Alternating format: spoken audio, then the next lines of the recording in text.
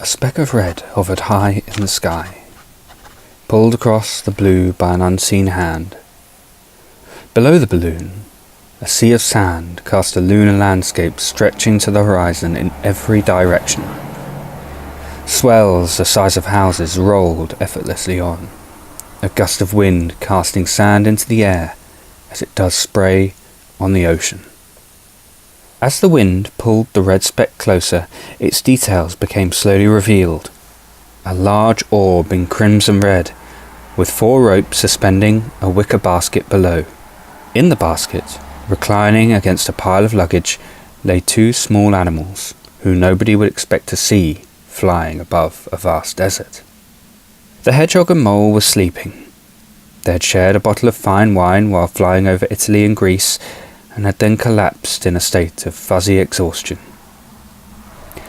A speck of sand, almost too minuscule to see with the naked eye, had been whipped from the desert floor into the air.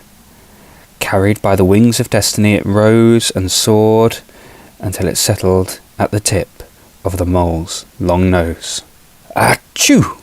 The mole sneezed, waking the hedgehog dramatically from her slumber. Woken from their peaceful dreams, the 2 small animals scrambled to their feet to take in the new landscape. It really couldn't have been any more different to anything they had seen before. They had flown over the white cliffs of Dover, across the Channel to Normandy's beaches, down through France, skimming over the Eiffel Tower, and toward the Alps.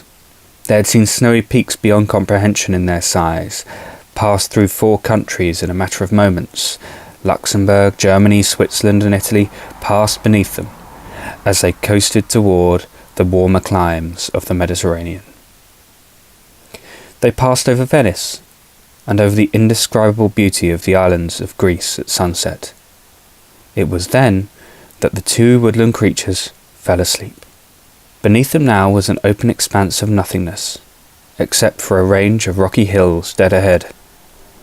Mole, who was curious, decided to let a little air from the balloon to descend and to take a look around.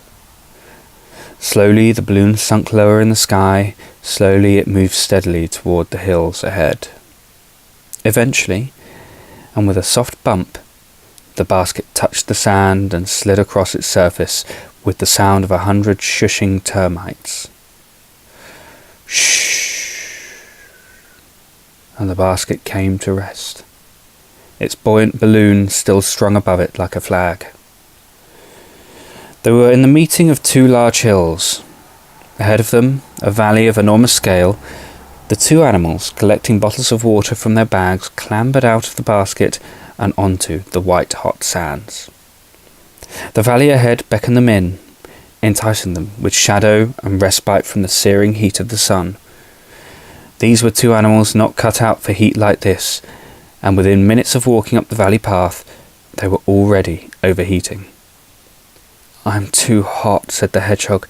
"I've never known anything like this." "I agree," the mole replied. Look, there's some shade up there. Let's head up and take a break from this inescapable oven." The mole was right. There, a third of the way up the hill to their left, was a dark, small rectangle. The promise of shade and cool air enticed them closer. With a struggle, and not without a couple of slips and slides, both creatures reached the shade, which instead of just being a small pocket of escape from the sun's rays, was instead a doorway leading into the hill. "How strange," the mole exclaimed. "What kind of creature lives in a burrow like this?" With a little trepidation, he rapped the knuckles of his tiny paws against the edge of the doorway, though he heard nothing in response but for the echo of his knocking coming back at him from the bowels of the mountain. "No one's home," the hedgehog supposed, not without reason. "I'm sure the owner won't mind us popping in to cool off for a few minutes." Hand in hand, the 2 creatures took their first step into the tomb. The air was heavy, close and ancient. It felt like the Hedgehog and Mole were the first creatures to set foot in this burrow for thousands of years. The stone walls were of cold alabaster and covered in drawings of animals, some not dissimilar from themselves, some so wildly different. There were creatures with bodies of bears and the heads of eagles, some standing on their hind legs, some sat on elegant thrones. There was a spiritual quality to this place. The history filled every gasp of air the small creatures drew into their tiny lungs. Shards of light cut through the dust like swords. Further in, the two animals ventured, getting bolder with each step. "Hello," the mole called, as he moved deeper into the gloom. Suddenly, with almost no warning, the narrow walls which had been channeling them into the mountain widened into a larger space, open and with a high ceiling. The room had a grand, royal sense to it, almost like a throne room.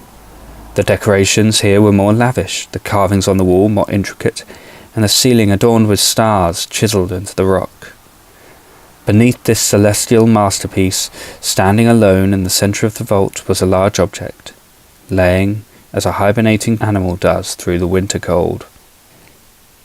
It was lying as a man would lie, inexplicably large, colourful and impressive.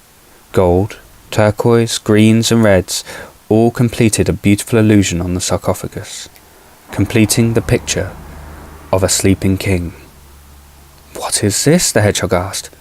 Or maybe, who is this? The mole, transfixed by the scene in front of him, was for once speechless.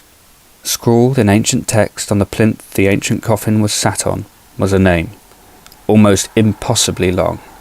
It read, Tutankhamun, the boy king.